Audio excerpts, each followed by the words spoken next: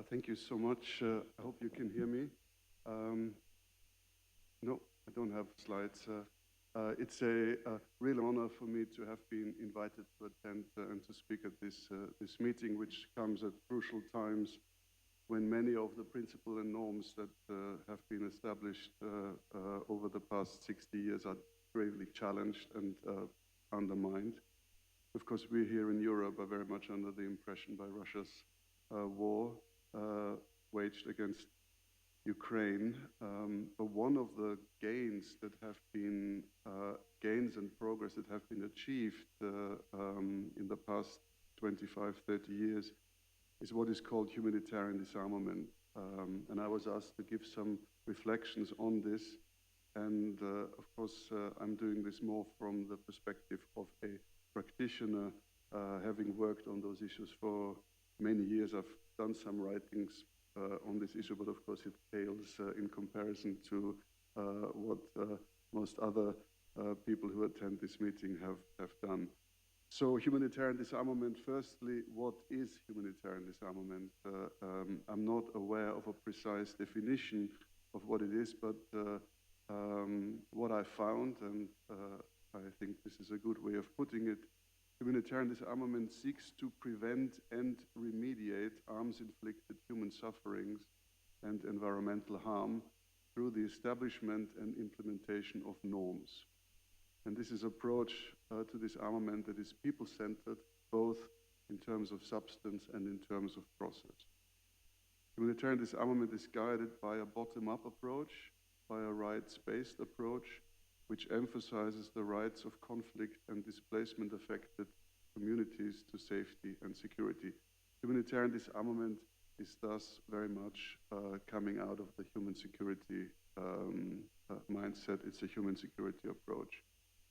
Humanitarian disarmament also juxtaposes the military utility of weapons and weapon systems, for example, in the case of landmines and cluster munitions, with the impact, with the short and long-term impact these weapons have on civilians and affected communities. So we see military utility versus an effects-based approach. The focus is partly the indiscriminate or inhumane nature of certain weapons, and other weapons are problematic due to the manner in which they are used, their trade, their development, and the proliferation, or their long-lasting, lingering effects. So the conceptual basis of this approach is on the security of people rather than the security of states, and on increasing the protection of civilians by reducing the human and environmental impact of weapons. So humanitarian focuses on people and their security and on the prevention and remediation of humanitarian harm, and disarmament refers to a broad range of issues and actions, ranging from destroying weapons to prohibiting the use, production, development, and so on, to clearing up weapons such as unexploded ordnance, to activities related to the rights of victims, victim assistance, care, rehabilitation, socioeconomic inclusions, and so on. So disarmament is used here in this context as a means to address, in the sense of remediation and prevention, an urgent humanitarian and human security problem or challenge. And this is different from the more traditional approach to disarmament and arms control, which is more the codification of elimination or limitations or reductions of weapon systems that the so-called major military powers have come to the conclusion of either not requiring them anymore or where a limitation serves their security or stability interests. However, humanitarian disarmament has also come to represent other aspects, an entirely different approach in many ways. It represents a democratic approach to disarmament, an approach that gives voice to states and communities that are often disenfranchised in multilateral affairs, which are dominated and controlled by the interests of the so-called major players. And that is seen in the way humanitarian disarmament treaties have been negotiated, for example, through either ad hoc processes or through the UN General Assembly. It is thus in a way a challenge to the absolute control of these processes by the powerful states, by rejecting or working around the consensus and veto mindset that we often see and that has really come to dominate the traditional disarmament processes. Because the prioritization of a solution to a humanitarian challenge does not lend itself to a lowest common denominator mindset. And then, of course, human security processes and humanitarian disarmament process are characterized very much by multi-stakeholder approaches, open to academia, open to civil society, and experts. So it also represents a more internationalist approach, a more common and collective security approach based on shared rights and norms and a human security vision. So in that sense, it also represents a more globalist perspective of security that is partly a counter model to a more traditional national security perspective of states. Humanitarian disarmament also looks at the nexus between security and development, the socioeconomic impact of the use of weapons, of arms trade, the use of resources for armaments as against for socio-economic purposes. So humanitarian disarmament is really a broader concept. Secondly, I'd like to address the successes and limitations of the humanitarian disarmament approach. And I would say the main success is what I have already talked about. It is to have developed the humanitarian disarmament concept in the first place and to have established it in the international discourse on weapons issues. And this was done actually against very significant resistance by powerful states. The key success stories that are often referred to when we talk about humanitarian disarmament is to have created legally binding instruments that contain strong prohibition norms on specific weapons categories. And here we talk primarily about the Mine Ban Treaty, the prohibition of anti-personnel landmines, the Convention on Cluster Munitions, and the Treaty on the Prohibition of Nuclear Weapons, the Ban Treaty, the TPNW. It is significant in my view to have achieved these three treaties on weapons categories where multilateral work has been going on for a long time, but where progress is elusive due to resistance of some of the major players. And these treaties were achieved despite and actually against the strong objections of some of those states through a combination of public diplomacy and effective multi-stakeholder cooperation. The humanitarian disarmament approach beyond those three treaties has also influenced the program of action on small arms and light weapons, has influenced the Arms Trade Treaty, as well as the recent political declaration on the use of explosive weapons in populated areas. And you can also see it impacting on the current discussions on autonomous weapons systems.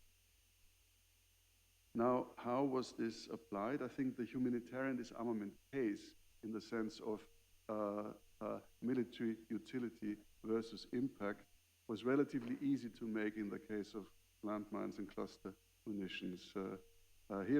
There is certainly always a possible military utility of employing such weapons in a certain moment in a conflict, but the devastating and long-lasting humanitarian and socio-economic impact for affected communities long after the conflict has ended makes this calculation very clear. If you look at a maimed child that has lost its leg 20, 30 years after the mines were laid in the conflict, the military utility argument becomes very hard to justify. The same goes with cluster munitions, which have failure rates sometimes of up to 50% and remain in the ground as dangerous explosive remnants of war, as we used to call them. These two treaties are very significant successes of the humanitarian disarmament approach. They've received a large uptake specifically by affected states.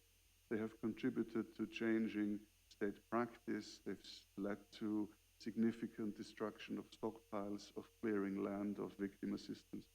So that is definitely a very positive impact, even though, of course, all these successes remain very contested, as we see landmines and cluster munitions still being used, for example, in Syria, in Yemen, and of course now in Ukraine.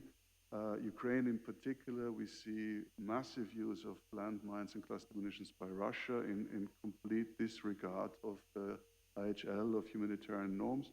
But we also see reported use of mines and cluster munitions by Ukraine. And the recent delivery of cluster munitions to Ukraine by the US was also widely reported and criticized. Ukraine is, of course, a state party to the Mine Ban Treaty, but not to the conventional cluster munitions. And here we see the difficult ethical issues, given that Ukraine case for legitimate self-defense is so obvious. However, I believe that also in the case here, the case for human disarmament and for the absolute prohibition of use of these indiscriminate weapons will be clear also in this case, when this conflict will hopefully be over, but where we will see massive humanitarian and socio-economic costs of these weapons having been used, making the military case for using these weapons very hard to justify. On the nuclear weapons issue, which is what I've been working on mostly in the last years, making the humanitarian disarmament case for the TPNW is in the same time easier and very obvious, as well as more challenging. On the one hand, it's of course clear that the humanitarian consequences and the human security dimension of nuclear weapons is very profound. We've also had focus by the international community very much on the consequences and risks of nuclear weapons, inter alia by the organization of several international conferences, which have also produced a significant body of research that the consequences and risks of nuclear weapons are more severe and more complex than previously assumed. So it's clear that with nuclear weapons, the focus cannot be on remediation, it must be on prevention.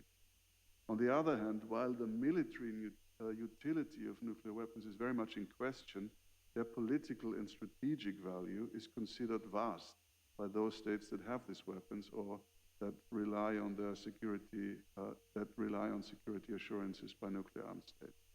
So the nuclear weapons discourse is one of the most contested spaces in international relations, and that's also very visible in the case of the TPNW. So I think it's a significant and remarkable success that this treaty was achieved against a very forceful opposition by the nuclear armed states, which continues to this day. So there's still very strong pressure applied to states not to join the treaty. Nevertheless, 92 have signed it and 68 have ratified it since it entered into force in 2021. Possibly a few more coming to the treaty this week during the high-level week of the General Assembly in New York. But 130 states vote for it in the General Assembly, and over 150 have come out very clearly in support, expressing their concern about the humanitarian consequences of nuclear weapons. So it has had a significant impact on the nuclear weapons debate. It challenges the nuclear status quo. It challenges the legality and legitimacy of a security approach that is based on nuclear weapons and nuclear deterrence, and it raises very profound issues related to international justice, also intergenerational justice, based on significant scientific evidence and new research on the humanitarian consequences and risks of nuclear weapons. In a way, the main point, in a way, is that nuclear deterrence, as is practiced today by a limited number of states, comes with extremely high risk and thus at the expense of the security of all countries, whose populations could end up as collateral damage in much more severe ways than previously understood. So the security argument of nuclear weapons from that perspective is seen as extremely shaky, and not only for the states that have them, but for all humanity. So the humanitarian disarmament approach to nuclear weapons makes the case for a paradigm shift, and it has legal, political, and discursive importance at the time when in many states there is a refocus on nuclear weapons and nuclear deterrence, and where the nuclear taboo seems fragile and nuclear proliferation pressures are getting bigger. What are the limits of this approach? In a way, it's obvious. We go for strong norms, and we preference strong norms over universality, with the idea that normative pressure will change behavior of states' practice, even of states that may not join this treaty. And and this approach has had success, but it has limited success, or not clear success. It does not reach thus far very much the so-called big military powers. It has limited impact. There's more impact on the debate in democratic states. It has little impact on the debate in autocratic states. And of course, the entire approach, and I think that links also to the two presentations before, specifically the one with the curves on non-violence. We see that this approach maybe had its heyday in the 90s and the years afterwards, and we see this approach being increasingly challenged and actually in danger of retracting very much into a state-centered understanding of security, and the Russian aggression against Ukraine now is very significant negative impact in that sense. The main challenges we see overall is challenges disregard to international humanitarian law, multilateralism being made ineffective by the same states that violate these norms. We see a resurgence of militarism. We see arms race dynamics in many domains, and from the perspective of the vast majority of states, we see a really worrying sliding back into geopolitics and the balance of power mindset. And this has, of course, extremely negative impact on the multilateral work on those issues. And we see this very much by Russia's action in Ukraine, but actually the troubles and the double standards from other stakeholders predate the Russian invasion in Ukraine. Another challenge is that the political priority that small and medium-sized states usually give to those issues and how they coordinate in most circumstances is no match to the priority given by the big military powers to safeguarding their own interests. So the human security logic, humanitarian disarmament logic loses out in most cases, with the few exceptions that I've mentioned. And that is against the backdrop that, of course, the understanding grows that most security threats are non-military in nature and will require non-military solutions. And then maybe one other challenge is a resource challenge. This is an approach that is attractive to, I would say, the majority of states, clear majority of states, but specifically also from the global south. But it was carried both financially and substantially very much by Western democracies. And don't underestimate the importance of resources, people who carry this in states that provide funding for experts, NGOs and studies. And the result of Russia's aggressive stance already from 2014 onwards and before the Trump presidency and so on has led in many Western countries a focus on moving away from a human security focus, what we saw before. And maybe I see I'm already quite over time. I think I stop here and thank you very much for your attention.